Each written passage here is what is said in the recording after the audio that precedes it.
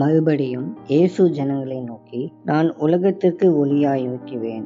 என்னை பின்பற்றுகிறவன் இருளிலே நடவாமல் ஜீவ ஒளியை அடைந்திருப்பான் என்றார். யோவான் 8:12.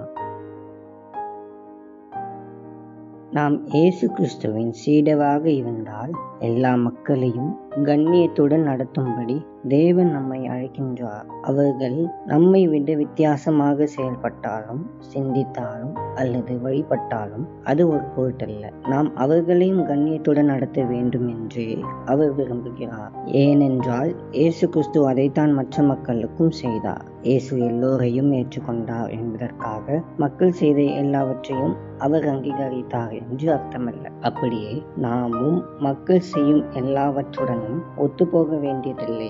ஆனால் நாம் அவர்களை ஏற்றுக்கொண்டு கண்ணியத்துடன் நடத்த வேண்டும். அன்பின் ஆண்டவரே, உமக்கு ஸ்தோத்திரம். கர்த்தாவே, இந்த நல்ல நாளுக்காக உமக்கு நன்றி.